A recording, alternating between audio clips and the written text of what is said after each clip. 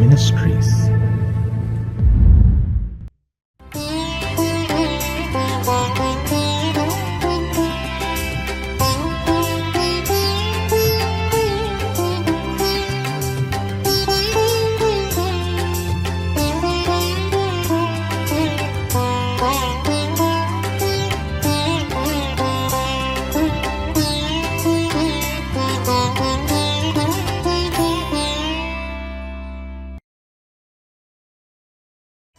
ஆண்டவரும் இரட்சகருமாகிய இயேசு கிறிஸ்துவின் நாமத்தினாலே காட் கூசிஸ் மினிஸ்ட்ரீஸின் யூடியூப் சேனல் வாயிலாக உங்களை சந்திப்பதில் பெரும் மகிழ்ச்சி அடைகிறேன். இந்த புதிய நாளிலே தேவனாகிய கர்த்தர் நம்மை நினைத்து ஆசீர்வதிக்க விரும்புகிறார். கடந்த நாட்களிலெல்லாம் நம்மை பாதுகாத்து இந்த நாளுக்குள் பிரவேசிக்க நமக்கு இரக்கம் பாராட்டியிருக்கிற தேவாதி தேவனுக்கு ஸ்தோத்திரம் உண்டாவதாக. அவருடைய இரக்கங்களும் அவருடைய தயவும் அவருடைய கிருபையும் நம்மை ஒவ்வொரு நாளும் பின்தொடர்ந்து கொண்டிருக்கிறதினாலே தொடர்ந்து நாம் கர்த்தருக்கு நன்றியுள்ளவர்களாய் இருப்போம்.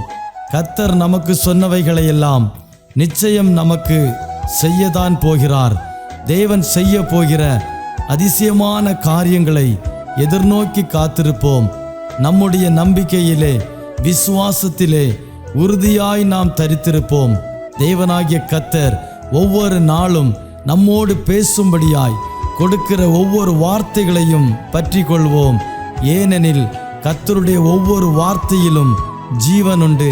அந்த ஜீவனுள்ள வார்த்தைகளை நம்பி காத்திருப்போம். தேவனாகிய கர்த்தர் பெரிய காரியங்களை செய்வாராக. ஆமென்.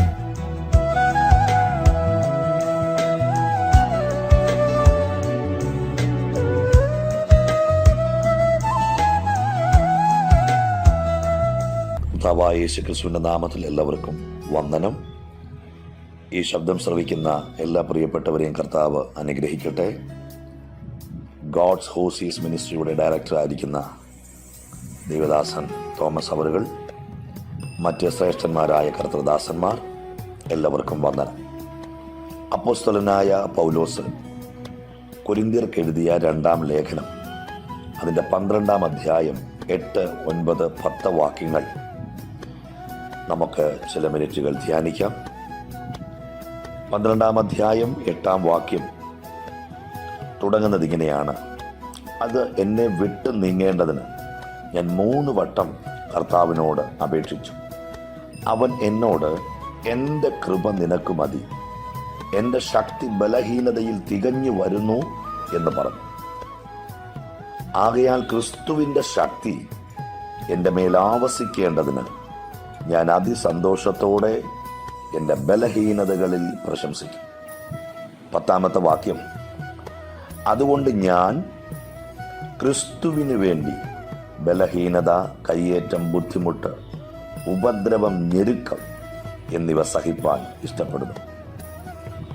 ഞാൻ ബലഹീനനായിരിക്കുമ്പോൾ തന്നെ ശക്തനാകും. പൗലോസ് വ്യക്തതയോടുകൂടി 10-ാം വാക്യത്തിൻ്റെ അവസാനം പറഞ്ഞിരിക്കുന്ന കാര്യങ്ങൾ, ഒരു പ്രാർത്ഥനയുടെ മറുപടി പൗലോസിന് ലഭ്യമായതുകൊണ്ട് ആ മറുപടി നിമിത്തം അദ്ദേഹം സഹിക്കുവാൻ തയ്യാറായ ചില കാര്യങ്ങളെക്കുറിച്ച് നമ്മൾ കേട്ടു. എന്നാൽ ഈ തൻ്റെ ലേഖനങ്ങൾ നമ്മൾ പരിശോധിക്കുമ്പോൾ അവിടെയെല്ലാം കഷ്ടതയിൽ, പ്രതിസന്ധികളിൽ, പോരാട്ടങ്ങളിൽ, ആപത്തുകളിൽ, ഉപദ്രവങ്ങളിൽ സഹിഷ്ണുതയോടെ സഹിച്ച മനുഷ്യൻ ഈ പുസ്തകം അവസാനിക്കുമ്പോൾ അദ്ദേഹം പറയുക, എന്നെ വിട്ടത് നീങ്ങണം.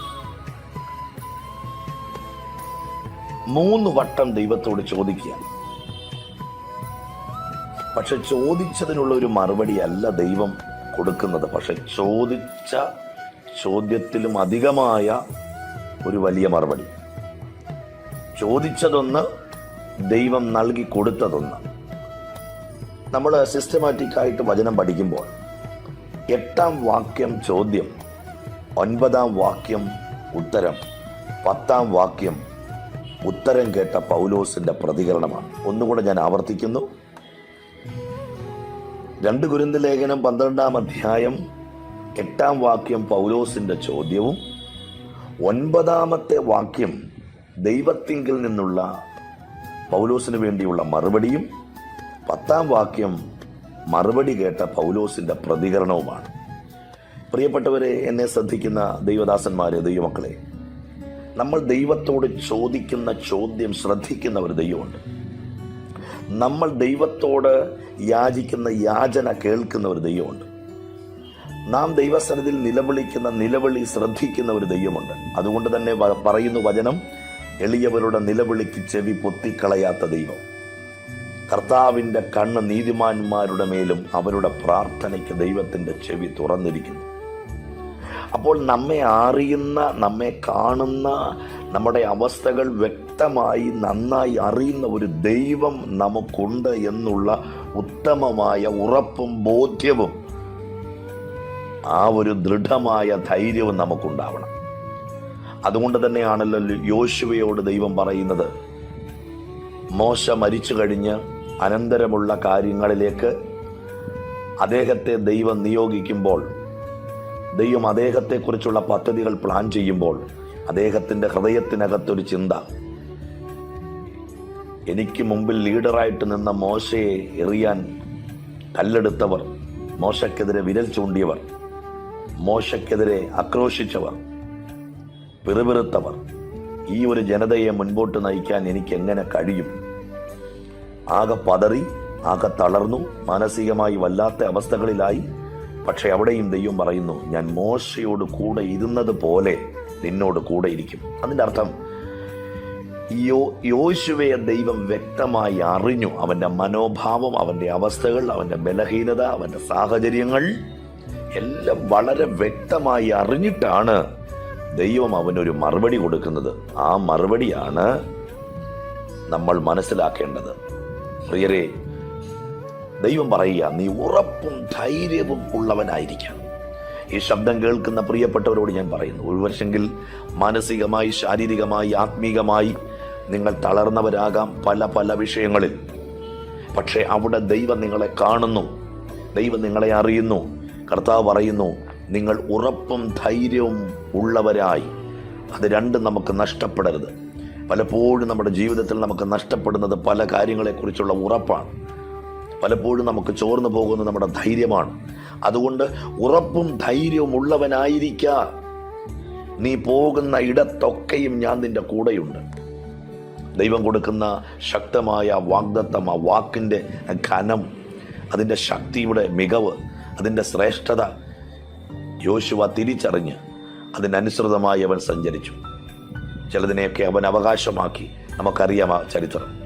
ഞാൻ പറയുന്നതിൻ്റെ സാരം, നാം ചോദിക്കുന്ന ചോദ്യത്തിന് മറുപടി തരുന്ന ഒരു ദൈവം സ്വർഗത്തിലുണ്ട്. മനുഷ്യനൊരു പക്ഷേ ശ്രദ്ധിച്ചെന്ന് വരികയില്ല, മനുഷ്യനൊരു പക്ഷേ കണ്ടെന്ന് വരികയില്ല, മനുഷ്യനൊരു പക്ഷേ അറിഞ്ഞെന്ന് വരികയില്ല. പക്ഷെ വ്യക്തമായി കാണുന്ന ഒരു സർവശക്തനായ ദൈവം സ്വർഗത്തിലുണ്ട്. മുകളിൽ ആകാശത്തെയും താഴെ ഭൂമിയെയും സമുദ്രത്തെയും അതിലുള്ളതിനെയും ഒക്കെ നിർമ്മിച്ച്, ഭൂലോകത്തെയും ഭൂമണ്ഡലത്തെയും ഒക്കെ സകല കാര്യങ്ങളിലും സൃഷ്ടിച്ച് ദൈവം, ആ കർത്താവ് നമ്മെ അറിയാതിരിക്കുമോ? അത് നമ്മൾ ചിന്തിക്കേണ്ടിയിരിക്കുന്നു. അതുകൊണ്ട് പൗലോസ് ചോദിച്ച ചോദ്യം 3 വട്ടം ചോദിച്ചു. 3 വട്ടം ദൈവത്തോട് ചോദിക്കുന്നു. നമുക്കറിയാം, അപ്പോസ്തല പ്രവൃത്തി 9-ാം അധ്യായത്തിനകത്ത് ദമസ്കോസിന്റെ പടിവാതിൽക്കൽ സൂര്യനെ വെല്ലുന്ന ഒരു പ്രകാശം നട്ടുച്ച നേരത്ത് അവിടെ വരുന്നു. അവൻ തറയിൽ വീഴുന്നു, അവൻ അന്ധനാകുന്നു. കുറച്ചുപേര് പിടിച്ചുകൂട്ടിച്ച് യൂദയുടെ വീട്ടിൽ, നിർവീഥി എന്ന തെരുവിൽ ഒരു വീട്ടിൽ കൊണ്ടിരുത്തുന്നു. അവിടെ അദ്ദേഹം പ്രാർത്ഥിക്കുന്നു. അന്ന് മുതൽ പ്രാർത്ഥിച്ച് ദൈവത്തോട് കാര്യങ്ങൾ ചോദിച്ചു തുടങ്ങിയ ഒരു മനുഷ്യനാണ്. നമുക്കറിയാം, അനന്യാസിന്റെ വരവോടുകൂടി അദ്ദേഹത്തിന്റെ കണ്ണു തുറക്കുന്നു, ദൈവത്തിന്റെ നിയോഗം അറിയിക്കുന്നു. അന്ന് മുതൽ കർത്താവിന് വേണ്ടി കഷ്ടങ്ങളും വേദനകളും അനുഭവിക്കുവാൻ ഇറങ്ങിത്തിരിച്ചൊരു മനുഷ്യൻ. ആ മനുഷ്യൻ പലതും പറഞ്ഞ് നമുക്കറിയാം. കഷ്ടത സഹിക്കണം, കഷ്ടം അനുഭവിക്കാൻ വരം തന്നിരിക്കുന്നു, കഷ്ടങ്ങളെ നിങ്ങൾ വിചാരിച്ചാൽ കഷ്ടങ്ങൾ സാരമില്ല, പരീക്ഷ സഹിക്കുന്ന മനുഷ്യൻ ഭാഗ്യവാൻ, ദൈവം നിങ്ങൾക്ക് കഴിയുന്നതിന് മീതെ ഒരു പരീക്ഷ നിങ്ങൾക്ക് തരികയില്ല. അഥവാ പരീക്ഷ നിങ്ങൾക്കുണ്ടെങ്കിൽ അതോടുകൂടെ പോക്കുവഴിയും ഉണ്ടാക്കും. താൻ തന്നെ പരീക്ഷിതനായി കഷ്ടം അനുഭവിച്ചിരിക്കിയാൽ പരീക്ഷിക്കപ്പെടുന്നവരെ സഹായിപ്പാൻ അവൻ പ്രാപ്തനാണെന്നും പലയിടങ്ങളിൽ പറഞ്ഞ മനുഷ്യൻ ഇവിടെ ചോദിക്കുന്നു. 3 വട്ടം ദൈവത്തോട് ചോദിക്കുന്നു. പക്ഷെ ആ ചോദിച്ചതിനൊരു മറുപടിയല്ല ദൈവം കൊടുത്തത്. അതിലും ഉപരിയായ ഒരു മറുപടി, ദൈവത്തിൻ്റെ കൃപ. ഈ ദിവസങ്ങളിൽ ചില ചോദ്യങ്ങൾ നമ്മൾ ദൈവത്തോട് ചോദിക്കുന്നവരാവാം. പക്ഷേ ഒരുപക്ഷെ ചോദ്യത്തിനുള്ള മറുപടിയല്ല നമുക്ക് ലഭ്യമാകുന്നത്. ആ ചോദിച്ച ചോദ്യത്തിൻ്റെ തീവ്രതയനുസരിച്ച് അതിനെ ഫേസ് ചെയ്യാൻ, അതിനെ മറികടക്കാൻ കഴിയുന്ന ഒരാത്മശക്തി, ഒരു ദൈവകൃപ ദൈവം നമ്മുടെ മേൽ തരും. നമുക്ക് ചിലതിനെ ജയിക്കാൻ കഴിയും, നമുക്ക് ചിലതിനെ മറികടക്കാൻ കഴിയും. അതുകൊണ്ട് പ്രിയരെ, ചിലപ്പോൾ ചില വിഷയങ്ങൾക്ക് മറുപടി നാം ചോദിക്കുന്നതല്ല നമുക്ക് ലഭ്യമാകുന്നത്. ചിലപ്പോൾ ചോദിച്ചതിന് മറുപടി നമുക്ക് ലഭ്യമാകും. എന്നാൽ എല്ലാം ദൈവത്തിൻ്റെ പദ്ധതി പ്രകാരമേ കാര്യങ്ങൾ നടക്കുകയുള്ളൂ. ഒരു പക്ഷെങ്കിൽ പൗലോസ് 3 വട്ടം ചോദിച്ച ചോദ്യത്തിന് ദൈവം മറുപടി കൊടുത്തിരുന്നെങ്കിൽ അവസാനം പൗലോസ് പറയില്ലായിരുന്നു, ഞാൻ നല്ല പോർ പൊരുതി, ഓട്ടം തികച്ചു, വിശ്വാസം കാത്തു, നീതിയുടെ കിരീടം എനിക്കായി വച്ചിരിക്കുന്നു. പ്രിയപ്പെട്ടവരെ, ചിലതൊക്കെ നമ്മളിൽ നിന്ന് മാറാതിരിക്കുന്നത് നമ്മൾ നിത്യതയിൽ എത്തണമെന്ന ദൈവത്തിന് ഉത്തമമായ ബോധ്യമുണ്ട്. ചിലതൊക്കെ മാറാതിരിക്കുന്നത് നാം നിത്യതയിൽ കാണണമെന്ന് ദൈവം ആഗ്രഹിക്കുന്നു. ഞാനിങ്ങനെ ചിന്തിക്കുന്നു, പൗലോസിനോട് ദൈവം പറഞ്ഞു കാണും, പൗലോസേ, താങ്കളുടെ ദർശനത്തെക്കാൾ, വെളിപ്പാടിനേക്കാൾ, പ്രസംഗത്തെക്കാൾ, നിങ്ങളുടെ ആ വലിയ ആത്മശക്തിയേക്കാൾ നിങ്ങൾ നിത്യതയിൽ എത്തണമെന്നാണ് എൻ്റെ ആഗ്രഹം. ബാക്കിയുള്ളതെല്ലാം പുറകെ നിൽക്കട്ടെ. പക്ഷേ ആത്യന്തികമായ ലക്ഷ്യം നിങ്ങൾ നിത്യതയിൽ എത്തണമെന്നുള്ളത്. അതുകൊണ്ട് ചിലതൊക്കെ മാറാതിരിക്കുന്നെങ്കിൽ ഓർത്തുകൊള്ളുക, ദൈവത്തിനൊരു ഉദ്ദേശമുണ്ട്. എന്നാൽ അത് മാറുന്നില്ല എങ്കിൽ അതിനെ മറികടക്കാൻ ആവശ്യമായ ദൈവത്തിൻ്റെ കൃപ ദൈവം നമുക്ക് നൽകിത്തരും. പ്രിയരെ, 8-ാം വാക്യം ചോദ്യം. 9-ാം വാക്യം പറയുന്നു, എൻ്റെ കൃപ നിനക്ക് മതി, എൻ്റെ ശക്തി ബലഹീനതയിൽ തികഞ്ഞു വരുന്നു. ബലഹീന സാഹചര്യങ്ങളിൽ ദൈവത്തോട് ചോദിക്കുന്ന ചോദ്യങ്ങൾക്ക് കൃപ തന്ന് നമ്മെ അവിടെ നിലനിർത്തുവാൻ കരുത്തനായ ഒരു ദൈവം, തകർന്നു പോകാതെ, താളടിയാകാതെ, വീണു പോകാതെ നമ്മെ ജയത്തോടെ നിർത്തുന്ന ദൈവത്തിന് സ്തോത്രം പറഞ്ഞുകൊണ്ട് ഓരോ ദിവസവും മുൻപോട്ട് പോകുവാൻ ദൈവം നമ്മളെ സഹായിക്കട്ടെ. 10-ാം വാക്യം നിങ്ങൾ ശ്രദ്ധിച്ച്, ദൈവത്തിങ്കിൽ നിന്നും മറുപടി കേട്ട പൗലോസിൻ്റെ പ്രതികരണം. പലർക്കും ഇങ്ങനെയില്ല. ചോദ്യം ദൈവത്തോട് ചോദിക്കും, ആൻസർ കിട്ടും, പിന്നെ ദൈവത്തോടൊരു പ്രതികരണമില്ലാതെ പോകുന്ന ആൾക്കാരെ നമുക്കറിയാം. എന്നാൽ ഈ ദിവസങ്ങളിൽ പൗലോസിനെ പോലെ പ്രാർത്ഥനയ്ക്ക് മറുപടി കിട്ടുമ്പോൾ, ദൈവാനുഗ്രഹം പ്രാപിക്കുമ്പോൾ ദൈവത്തിൻ്റെ മുമ്പിൽ നല്ല നിലയിൽ പ്രതികരിക്കാൻ നമുക്ക് കഴിയണം. അദ്ദേഹം പറയുക, ദൈവം കൊടുത്ത മറുപടി കേട്ട പൗലോസിൻ്റെ പ്രതികരണം, അതുകൊണ്ട് ഞാൻ ക്രിസ്തുവിൻ്റെ ശക്തി എൻ്റെ മേൽ ആവസിക്കേണ്ടതിന് ഞാൻ അതിസന്തോഷത്തോടെ എൻ്റെ ബലഹീനതകളിൽ പ്രശംസിക്കും. പ്രിയരെ, ദൈവശക്തി നമ്മളിൽ നിലനിൽക്കണമെങ്കിൽ നമ്മൾ ബലഹീനതയിൽ പ്രശംസിക്കുന്നവരാകണം. ദൈവാത്മാവിൻ്റെ സ്വാധീനം നമ്മളിൽ നിലനിൽക്കണമെങ്കിൽ നമ്മുടെ ബലഹീന സാഹചര്യങ്ങളിൽ നമ്മൾ കരുത്തോടെ, ഉറപ്പും ധൈര്യത്തോടെ നിൽക്കുന്നവരാകണം. അടുത്ത അദ്ദേഹം പറയുക, അതുകൊണ്ട് ഞാൻ, ഏതുകൊണ്ട്? എൻ്റെ ബലഹീനതയിൽ ആത്മശക്തി ഇറങ്ങി വരുന്നത് കൊണ്ട്.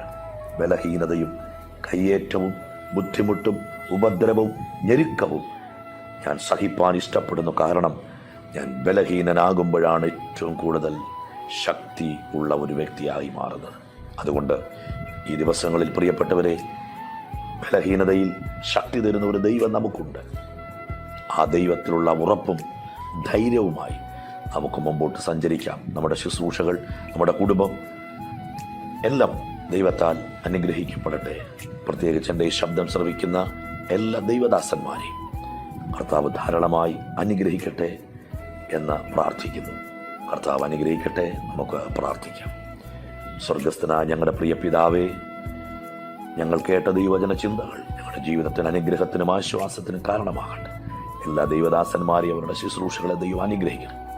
പ്രത്യേകിച്ച് ഗോഡ്സ് ഹോസീസ് മിനിസ്ട്രിയുടെ ഡയറക്ടർ ആയിരിക്കുന്ന തോമസ് സാറിനായി പ്രാർത്ഥിക്കുന്നു.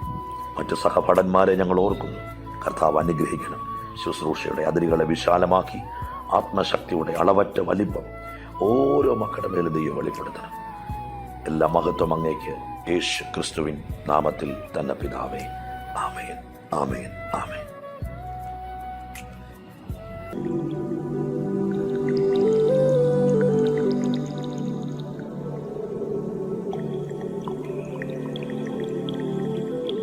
കൂടെയുണ്ടേശുവൻ കൂടെയുണ്ട്, കൂട്ടിനവൻ എന്നും കൂടെയുണ്ട്.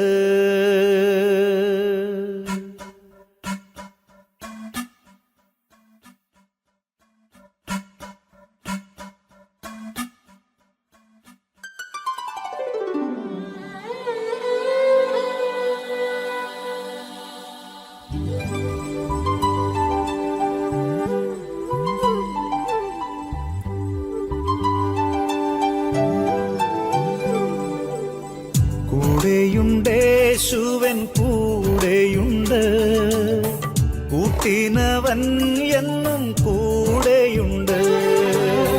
കൂടെയുണ്ടേശുവൻ കൂടെയുണ്ട്, കൂട്ടിനവൻ എന്നും കൂടെയുണ്ട്. കൂരിരുൾ താഴ്വരെ കൂടെയുണ്ട്, കൂട്ടാളിയായിട്ടൻ കൂടെയുണ്ട്. കൂരിരുൾ താഴ്വരെ കൂടെയുണ്ട്, കൂട്ടാളിയായിട്ടൻ കൂടെയുണ്ട്.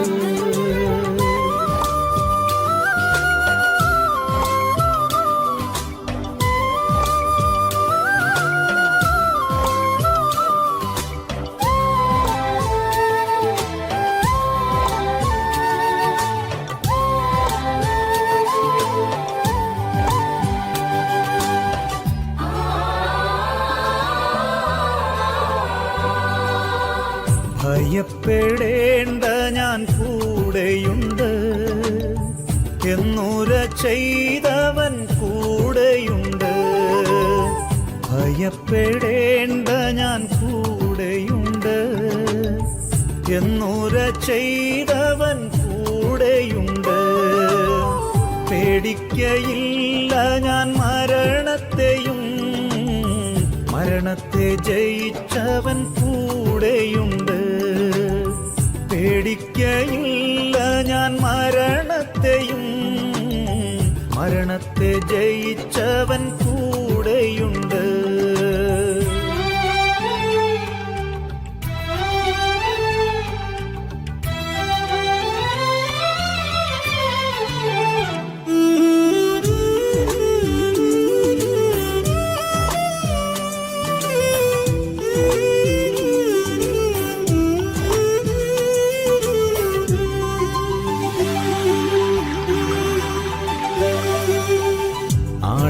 ആഴിയിന്നാഴത്തിൽ കൂടെയുണ്ട്, ആകാശമേഘങ്ങളിൽ കൂടെയുണ്ട്. ആഴിയിന്നാഴത്തിൽ കൂടെയുണ്ട്, ആകാശമേഘങ്ങളിൽ കൂടെയുണ്ട്. ആവശ്യനേരത്തിൻ കൂടെയുണ്ട്, ആശ്വാസദായകൻ കൂടെയുണ്ട്. ആവശ്യനേരത്തിൻ കൂടെയുണ്ട്, ആശ്വാസദായകൻ കൂടെയുണ്ട്.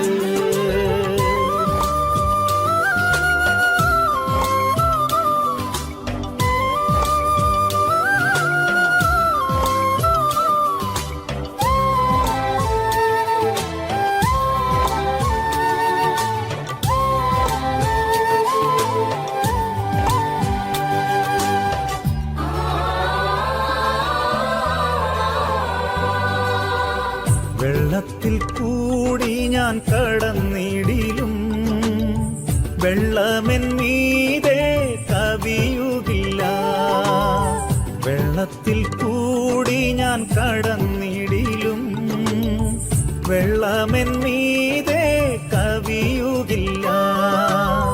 വെന്തു പോകില്ല ഞാൻ തീയിൽ നടന്നാൽ, എൻ താതൻ എന്നോടു കൂടെയുണ്ട്. വെന്തു പോകില്ല ഞാൻ തീയിൽ നടന്നാൽ, എൻ താതൻ എന്നോടു കൂടെയുണ്ട്.